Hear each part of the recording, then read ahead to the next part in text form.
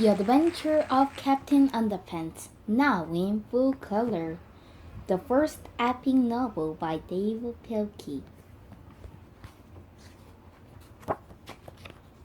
Chapter 1. George and Harold. Meet George Beard and Harold Hutchins. George is the kid on the left with a tie and a flat top. Harold is the one on the right with the t-shirts and a bad haircut. Remember that now. George and Harold were best friends. They had a lot in common. They lived right next door to each other and they were born in the same fourth grade class at Jerome Hallway's elementary school. George and Harold were usually responsible kids. Whenever anything bad happens, George and Harold were usually responsible. But don't get the wrong idea about these two. George and Harold were actually very nice boys. No matter what everybody else thought, they were good, sweet, and lovable. Well, okay, maybe they weren't so lovable and sweet, but they were good nonetheless. It's just that George and Harold each had a silly streak a mile long. Usually, that silly streak was hard to control. Sometimes it got them into trouble, and once it got them into big trouble. But before I can tell you that story, I have to tell you this story. Chapter 2. Treehouse Comic Inc.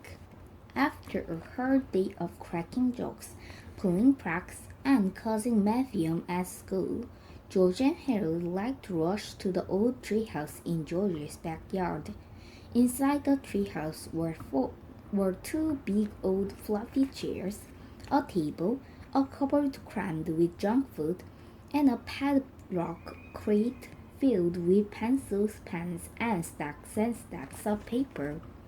Now, Harold loved to draw, and George loved to make up stories. And together, the two boys spent hours and hours writing and drawing their own merry comic book. Once over a year, they had created hundreds of their own comics, starring dozens of their own superheroes. First, there was Dogman. Then came Timmy the Talking Toilet. And who can forget the amazing Cow Lady? But the all-time greatest superhero they had made up has to be the amazing Captain Underpants. George came up with the idea. Most superheroes look like they're flying around in their underwear, he said. Well, this guy actually is flying around in his underwear. The two boys laughed and laughed. Yeah, said Harold, he could fight with veggie power. George and Harold spent entire afternoons writing and drawing the comic adventures of Captain Underpants. He was the coolest superhero ever. Luckily for the boys, the secretly at Jerome Hallway's elementary school was much too busy to keep an eye on the copy machine. So whenever they got a chance, Harold and George would sneak into the office and run out several hundred copies of their last Captain Underpants adventure. After school, they sold their homemade comics on the playground for 50 cents each. Chapter 3. The Adventure of Captain Underpants. Written by George Beard, cartooned by Harold Hutchins. The Really Cool Adventures of Captain Underpants. Written by George Beard, drawn by Harold Hutchins. It was a time of darkness and despair for planet Earth. Bad guys had taken over the streets, and all of the superheroes in the world were too old to fight evil. Hey, haha. Then along came a new improved extra strength superhero. Tra-la-la. Look up in the sky, it's a bird, it's a plane, it's an egg salad sandwich. No way, I'm Captain Underpants. Captain Underpants was faster than a speeding waistband. Zoom. more powerful than boxer shorts, and able to leap tall buildings without getting wetty. Tra la la. Night and day, Captain Underpants watched over the city, fighting for truth, justice, and that oh, that is pretty drunk and cockney. Meanwhile, at the nearby elementary school, it was Stinky Tofu's surprise day at the cafeteria. Yuck! Everybody hated it so much they all threw it away. Soon the cafeteria food came to life. I am the inedible hunk. The monster ran around the school eating everything in sight. Munch. Help! The inedible hunk just ate 55 holding chairs at the gym teacher. Oh no, not the folding chairs, principal. This looks like a job for Captain Underpants, tra-la-la. Captain Underpants shot a lot of underair at the monster, but it didn't do any good. Drip, munch munch. So Captain Underpants took off running. The inedible hunk chased him. Grr, help! And chased him and chased him. Finally, the inedible hunk got too tired and thirsty to chase Captain Underpants. How about a nice drink of water? So the monster took a long drink from a shiny white bowl. Gobble gobble. When suddenly, flush! Hooray for Captain Underpants! And so the inedible hunk got flushed away and was never heard from again. Tra-la-la, the end. Don't miss our next exciting adventure, Captain Underpants and Attack of Talking Toilets, coming soon to a playground near you. Chapter 4. Mean Old Mr. Crop. Do you see that old guy looking out the window up there? That's Mr. Crop, the principal. Now, Mr. Crop was the meanest, sourest old principal in the world. History of Jerome Howes Elementary School. He hated laughter and singing. He hated the sound of children playing at recess. In fact, he hated children altogether. And guess which two children Mr. Crop hated most of all? If you guessed George and Harold, you're right. Mr. Crop hated George and Harold. He hated their pranks and their wisecracks. He hated their silly attitude and their constant giggling. And he especially hated those awful Captain Underpants comic books. I'm going to get that boys one day, Mr. Crop bowed. One day very, very soon. Chapter 5. One day very, very soon. Remember when I said George and Harold's silly streak got them into big, big trouble? Well, this is the story of how that happened, and how some huge pranks and a little blackmail turned their principal into the coolest superhero of all time. It was the day of the big football game between the Howes Knuckleheads and the Softball Stinkbugs. The bleachers were filled with fans. The cheerleaders ran onto the field and shook their pom-poms over their heads.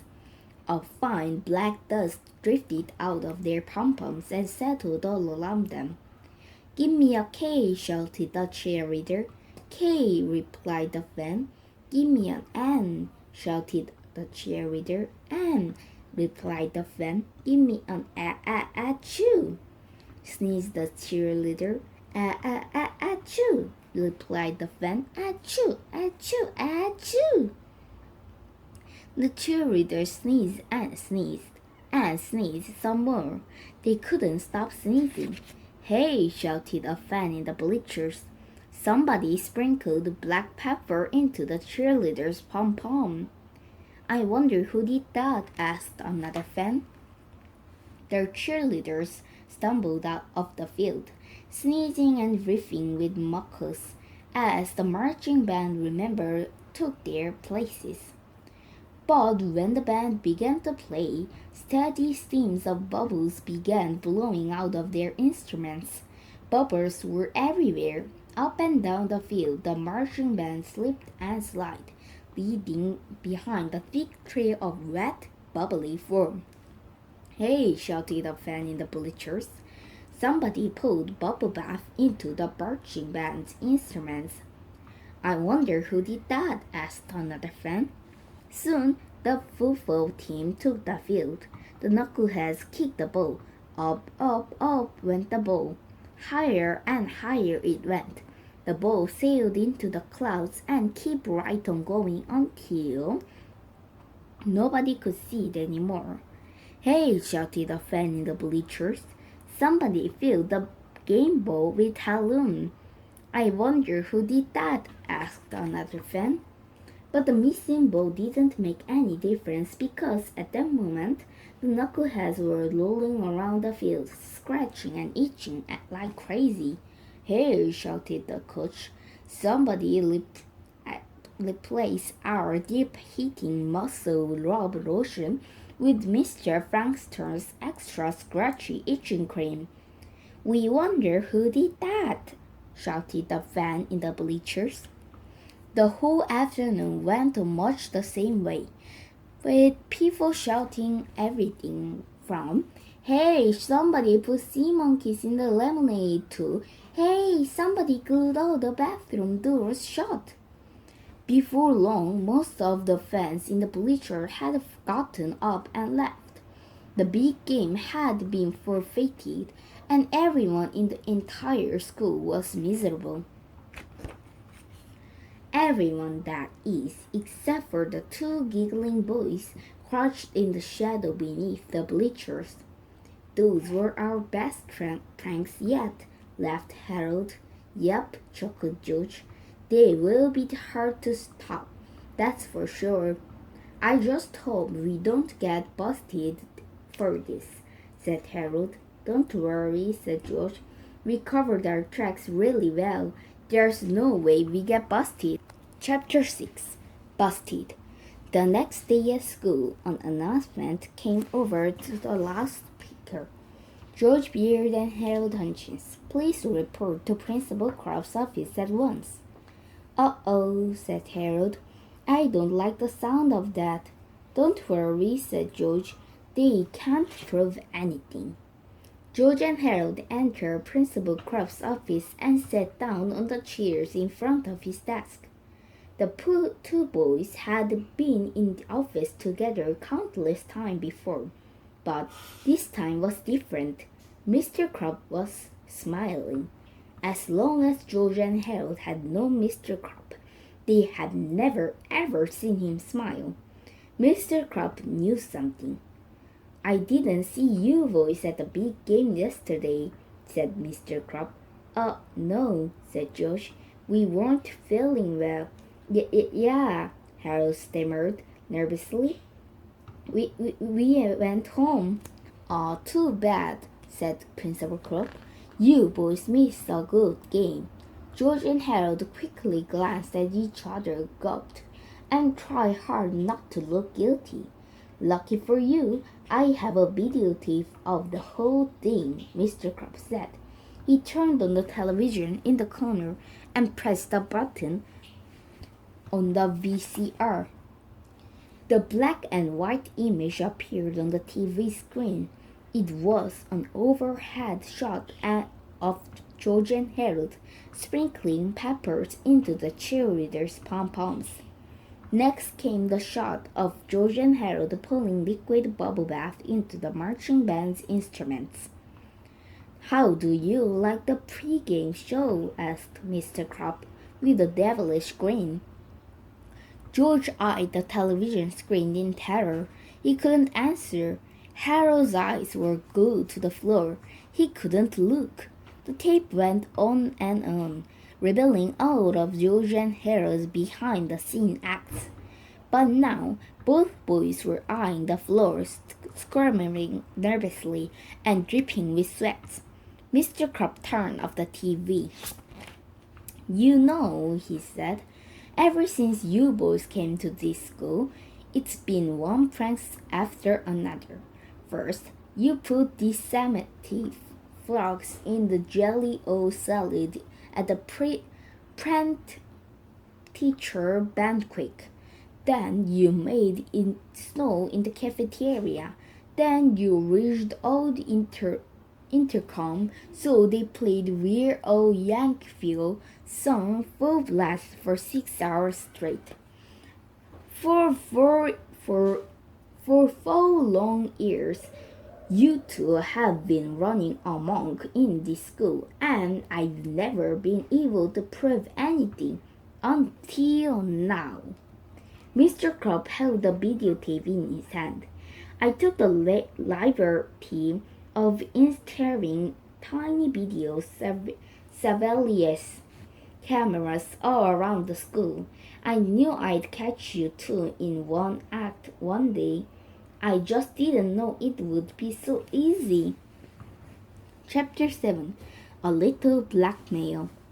Mr. Crab sat back in his chair and chuckled to himself for a long time. Finally, George got up in the courage to speak. What are you going to do with that tape? He said. I thought you never said Mr. Crab.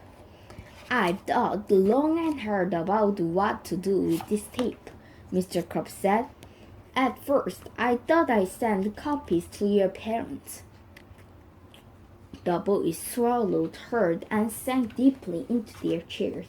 Then I thought I might send a copy to the school board, Mr. Crab continued. I could get you both expired for this. The boys swallowed harder and sank deeper into their chairs. Finally, I came to a decision, Mr. Crab concluded.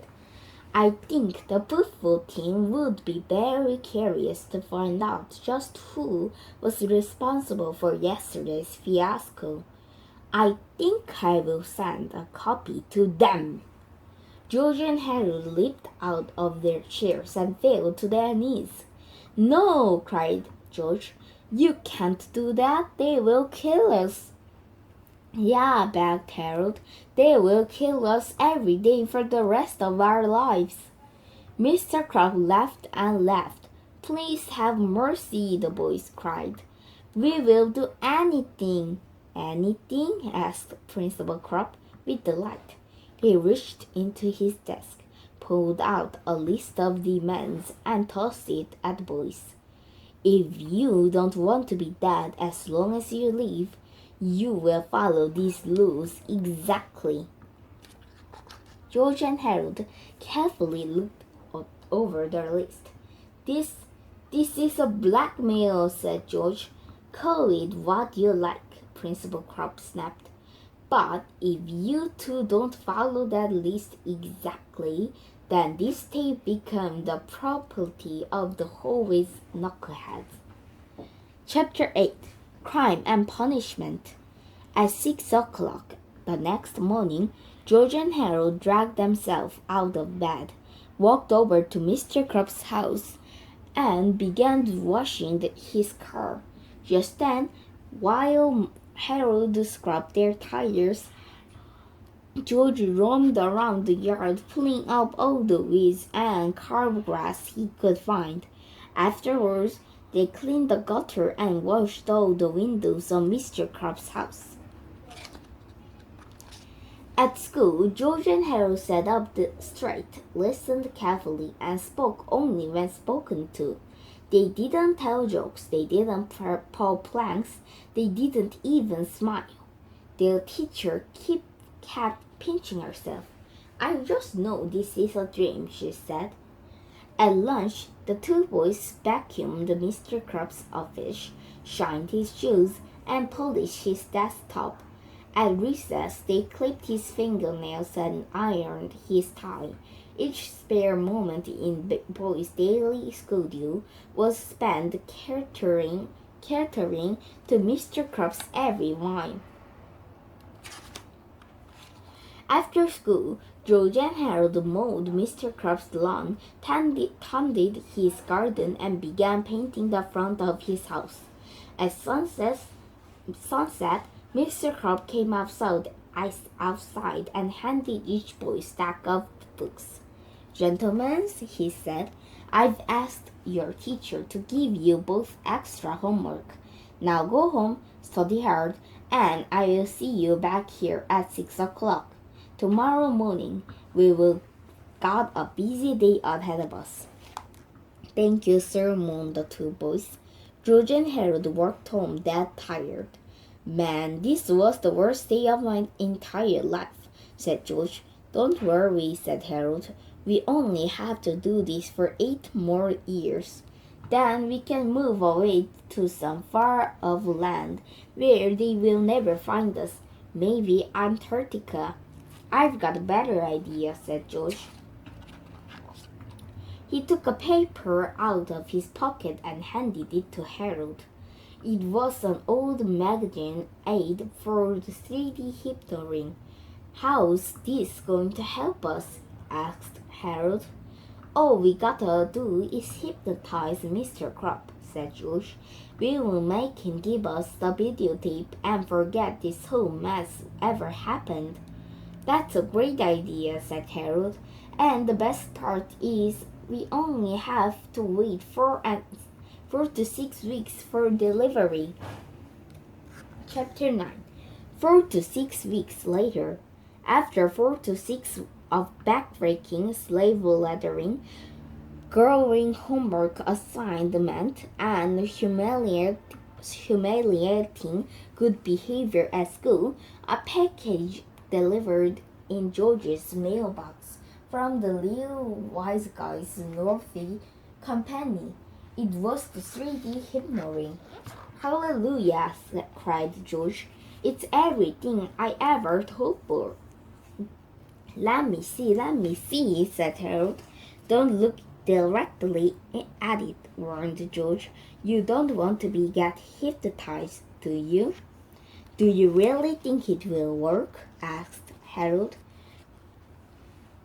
Do you really think we can amaze our friends, control our enemies, and take over the world just like the ad says? It better work, said Josh, or else we just waste our whole box. Chapter 10. The 3D Hypnoring. The next morning, George and Harold didn't arrive early at Mr. Crop's house to wash his cars and reshingle his roof. In fact, they were even a little late getting to school.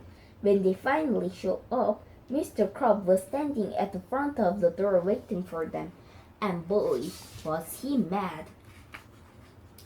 Mr. Crop escorted the boys into their office and slammed the door. All right, where were you two this morning? He growled.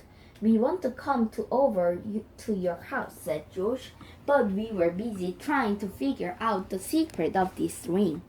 What ring? Snapped Mr. Crop. George held out his hand and showed the ring to Mr. Crop. It's got one of those weird patterns on it, said Harold. If you stare at it long enough, a picture appears. Well, hold it still, snarled Mr. Crop. I can't see the darn thing. I'll have to move it back and forth, said George, or else it won't work. Mr. Crop's eyes followed the ring back and forth, back and forth, back and forth, and back and forth. You have to stare deeper into the ring, said Harold. Deeper, deeper, deeper, deeper. You are getting sleepy, said George. Very sleepy. Mr. Crop's eyelid began to drop. I'm so sleepy, he mumbled. After a few minutes, Mr. Crop's eyes were closed tight, and he began to snore. You are under our spell, said George. When I snap my fingers, you will obey our every command. Snap! I will obey, mumbled Mr. Crop. All right, said George. Have you still got those videotapes of me and Harold? Yes, mumbled Mr. Crop. Well, hand it over, Bob, George instructed. Mr. Crop unlocked a large file cabinet and opened the bottom drawer. He reached it and handed George the videotape. George stuffed it into his backpack. Harold took a different videotape out of his backpack and put it into the file cabinet.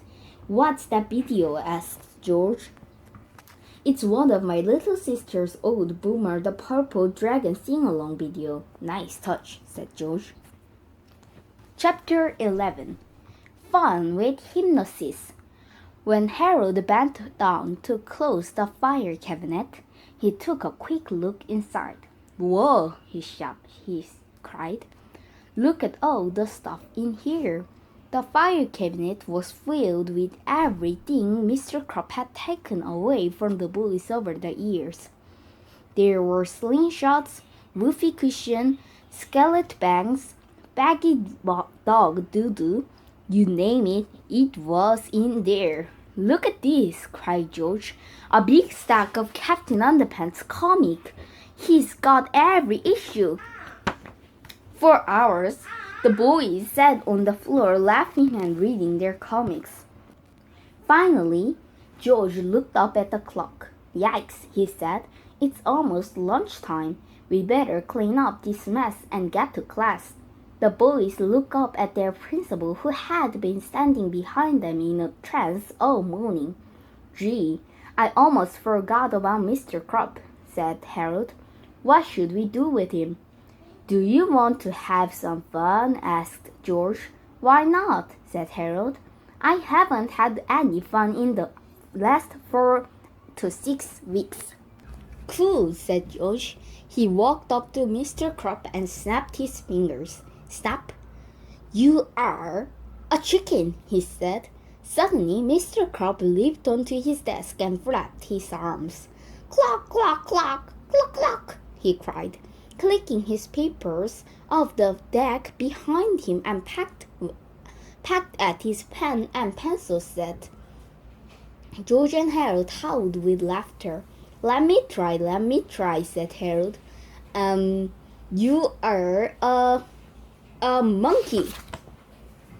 "You gotta snap your fingers," said George. "Oh yeah," said Harold. "Snap. You are a monkey." Suddenly, Mr. Crop sprung off his desk and began swinging from the fluorescent light fixtures. "Ooh, ooh, ooh, ooh, ooh, ooh!" he shrieked, leaping from one side of the room to the other. George and Harold laughed so hard they almost cried. My turn," said George. "Let's see, what should we turn him into next?" "I know," said Harold, holding up a Captain Underpants comic. "Let's try him into Captain Underpants." "Good idea," said George. Snap! "You are now the greatest superhero of all time, the amazing Captain Underpants." Mr. Crop tore down the lead curtain from his office window and tied it around his neck. Then he took off his shoes, socks, shirts, pants, and his awful toppy. "Tra-la-la," he sang. Mr. Crop stood before them looking quite triumphant, with his cape blowing in the breeze of the open window. George and Harold were dumbfounded. "You know," said George, he kinda looks like Captain Underpants." "Yeah," Harold replied. After a short silence, the two boys looked at each other and burst into laughter. George and Harold had never laughed so hard in all their lives. Tears ran down their faces, and they rolled about the floor, shrieking in hysterics.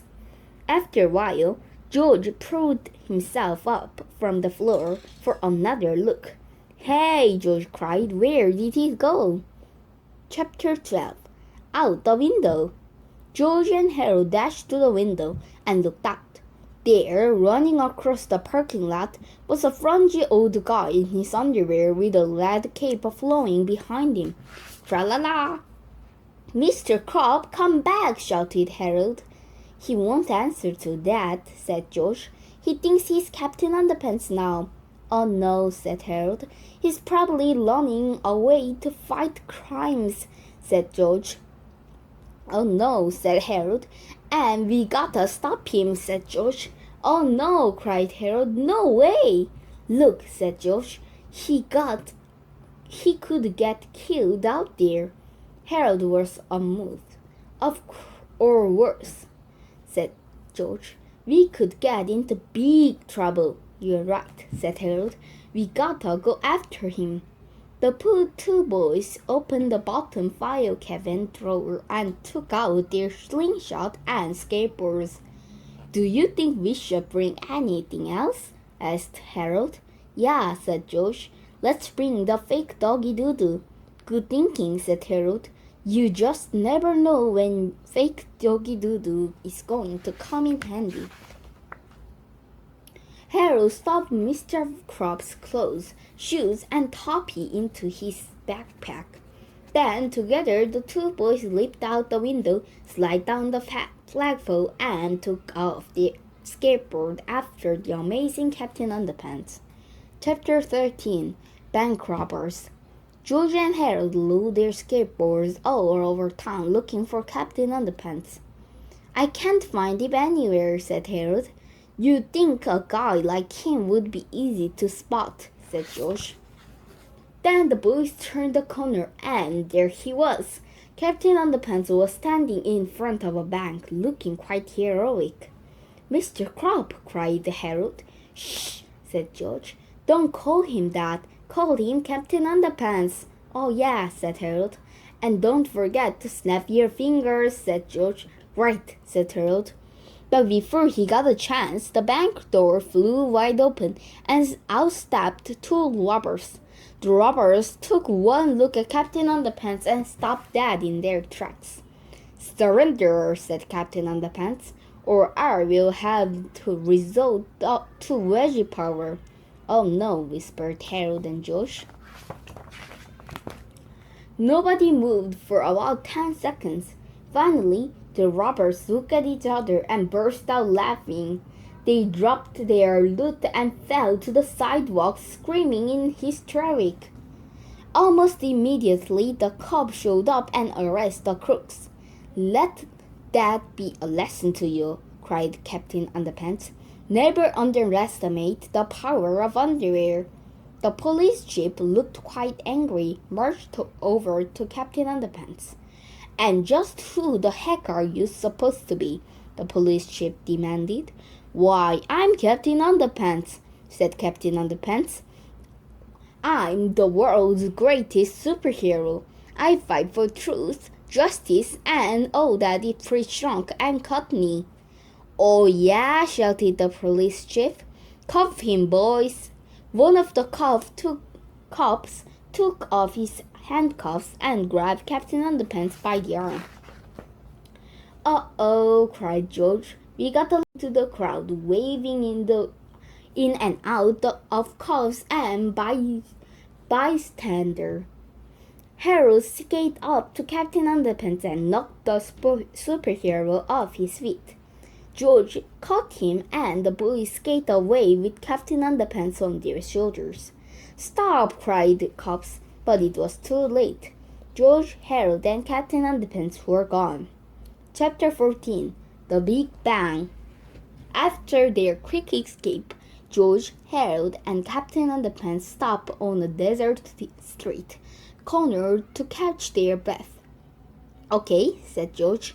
Let's dehypnotize him quick before something else, kaboom, happens. A huge explosion came from the rare crystal shop across the street. Heavy smoke poured out of the building. Suddenly, two robots with one stolen crystal emerged from the smoke and jumped into an old van. Did I just see two robots get into a van? Asked Harold. You know, said George. Up until now, this story was almost unbelievable. Well, believable or not, said Harold, we will not getting involved. I repeat, we are not getting involved. Just then, Captain Underpants leaped from the street corner and dashed in front of the van. "Stop in the name of Wonderwear!" he cried. "Uh-oh, I think we're involved." The two boys started up the band and swirled around Captain Underpants. Unfortunately, the band brushed up against his red cape, and it got caught with a mighty jerk. Captain Underpants flipped backward, and the band pulled him along as it drove away. "Grab him!" cried George. The two boys skateboarded with all their might towards the speeding band and grabbed Captain Underpants by the ankle. "Help!" they cried as the band pulled them through this city street. "Mommy," said the little boy sitting on a bench, "I just saw two robots driving a van with a guy in his underwear hanging off the back by a red cape pulling two boys on skateboard behind him with his feet." "How do you expect me to believe such a ridiculous story?" asked his mother. Finally, the band came to scratching halt in front of the old abandoned warehouse. The sudden stop made Captain Underpants flip over to the roof of the van and crash through the front door of the building.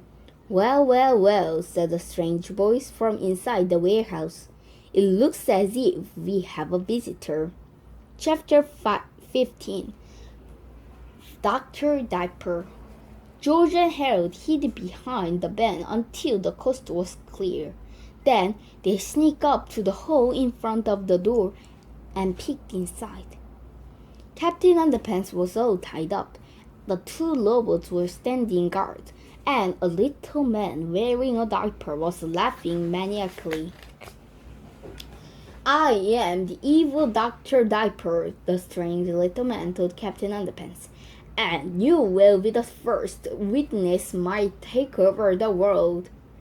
Dr. Diaper placed the stolen crystal into a large machine called the Laser Matic 2000. The machine started to light up and make a loud noise. Heavy gears began shifting and spinning, and a laser beam from the crystal shot straight up through a hole in the roof. In exactly 20 minutes, the laser beam will blow up the moon and send huge clumps of it crushing down upon every major city in the world, laughed Dr. Diaper.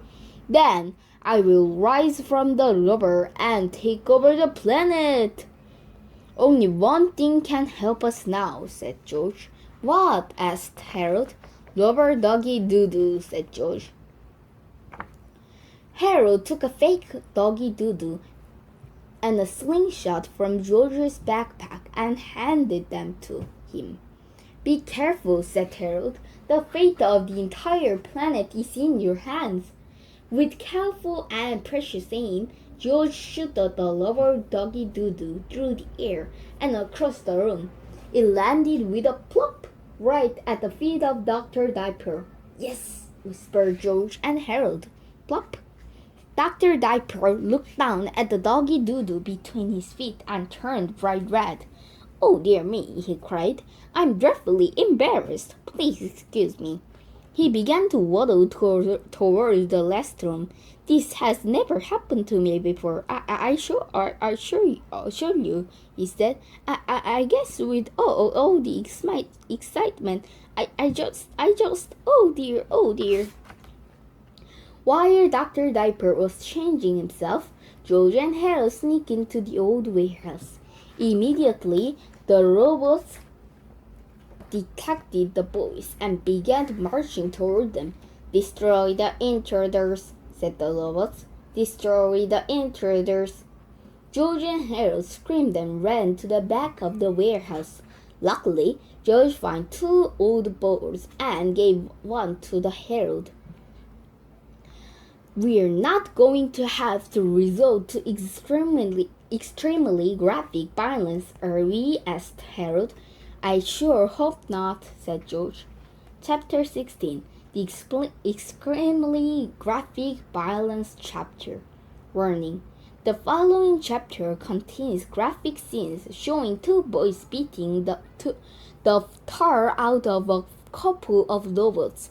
If you have high blood pressure, or if you faint at the sight of motor oil, we strongly urge you to take better care of yourself and stop being such a baby. Filippo Llama 1. Robots Rampaging. Filippo Llama 2. George Saves Harold. Filippo Llama 3. Harold returns the flavor. Filippo Llama 4. Mixed nuts and bolts. Chapter 17. The Escape. After defeating the robots, George and Harold untied Captain Underpants. "Come on," cried Harold. "Let's get out of here." "Wait," said Captain Underpants. "We have to save the world first." So George, Harold, and Captain Underpants frantically looked all over the Lasermatic 2000, searching for a way to shut it down and stop the invasion disaster. Said Harold. "I think this might be the laser we want." He pulled the self-destruct lever with all his might. Suddenly, the Lasermatic 2000 began to sputter and shake. The huge laser beam turned off, and pieces of the machine began flying in all directions. "It's gonna blow!" cried Harold. "Run for your lives!" "Not so fast!" screamed Dr. Diaper, who had appeared out of nowhere. "You demolished my robots. You destroyed my Lasermatic 2000, and you ruined my one chance to take over the world. But you won't live to tell the tale." Dr. Diaper pulled off his Diaper-Matic 2000 ray gun and pointed it at George, Harold, and Captain Underpants. "Stretch!" Captain Underpants quickly stretched a pair of underwear and shot it at Dr. Diaper. The underwear landed right on the evil doctor's head. "Help!" cried Dr. Diaper. I can't see! I can't see!" George and Harold ran out of the warehouse as fast as they could. "Great shot, Captain Underpants!" cried Harold. "There's just one thing I don't understand," said George. "Where do you get the extra pair of underwear?" "What extra pair?" said Captain Underpants. "Wah! Never mind that," cried George. "Let's just get out of here before the Lasermatic 2000 Kaboom! Explodes!" The Lasermatic 2000 blew up, tearing up the old warehouse. It sent flaming shreds of red-hot metal in every direction. Fire fell from the sea around our heroes, and the earth began to crumble beneath their feet. "Oh no!" cried Harold. "We're doomed!" Chapter 18. To make a long story short, they got away. Chapter 19. Back to school. George, Harold, and Captain Underpants made a quick stop outside the police station. They tied Dr. Diaper to the lamppost and attached a note to him. "There," said Captain Underpants. That ought to explain everything." Then George and Harold led Captain Underpants back to Jerome Howell's elementary school. "Why are we doing here?" asked Captain Underpants. "Well," said George, "you have to do some undercover work here." "Yeah," said Harold, reaching into his backpack. "Put these clothes on and make it snappy." "Don't forget your hair," said George. Captain Underpants quickly got dressed behind some bushes. "Well, how do I look?" he asked. "Pretty good," said George. "Nice. Now try to look really mad." Captain Underpants made the nastiest face he could. "You know," said Harold, "he kinda looked like Mr. Crop." "Harold," whispered George, "he is Mr. Crop." "Oh yeah," said Harold, "I almost forgot." Before long, they were all back inside Mr. Crop's office. "Okay, Captain Underpants," said George, "you are now Mr. Crop." "Snap your fingers," whispered Harold. "Oh yeah," said George. "Snap! You are now Mr. Crop." "Who's Mr. Crop?" asked Captain Underpants. "Oh no!" cried Harold. "It's not working." The boys tried again and again to dehypnotize Captain Underpants, but nothing happened. said Harold. Let me see the instruction manual for the ring. George checked his pants pocket. Said George. I think I lost it. You what? Cried Harold. The two boys searched frantically through the office, but the 3D hypno-ring instruction manual was nowhere to be found. Never mind, said George. I have an idea. He removed the flower from a large vase in the corner. Then he poured out all the water over Captain Underpants' head. What did you do that for? Cried George. I saw him do this in a cartoon once, said George, so it's gotta work. After a few minutes, Mr. Crab slowly came to. What's going on here? He demanded. And why am I so wet? George and Harold had never been so glad to see Mr. Crab in all their lives. I'm so happy I could cry, said Harold. Well, you gotta cry when I will give that videotape to the football team, shouted Mr. Crab. I've had it with you too. Principal Crab took the videotape out of his fire cabinet. The boys are dead meat, he sneered. He stomped out of his office with the video and handed it towards them. George and Harold smiled. Wait till the football team sees that video, said Harold. Yeah, said George. I sure hope they like singing Purple Dragons. Hey, look, said George. I found the 3D hymnal manual ring instruction. It was in my shirt pocket, not in my pant pocket. Well, throw that thing away, said Harold. We will never need it again. I sure hope not, said George. Warning. Whatever you do, don't pour water on anybody's head when they are in trance. This will cause the hypnotized person to slip back and forth to the trance to reality whenever they hear the sound of finger snapping. Chapter 20. The end? Things at Jerome Howie's elementary school were never quite the same after the fateful day. The football team enjoyed Mr. Crab's video so much that they changed their name from the Knuckleheads to the Purple Dragon Sing-Along Friends. The name change didn't go over too well with the fans, but hey, who's going to argue with a bunch of limbuckers? George and Harold went back to their old ways, pulling pranks, cracking jokes, and making new comic books. They had to keep an eye on Mr. Crab though, snap, because for some strange reason, every time he heard the sound of finger snapping, snap, Mr. Crab turned back into you-know-who. Oh no, cried Harold. Here we go again, said George. Tra-la-la. The end.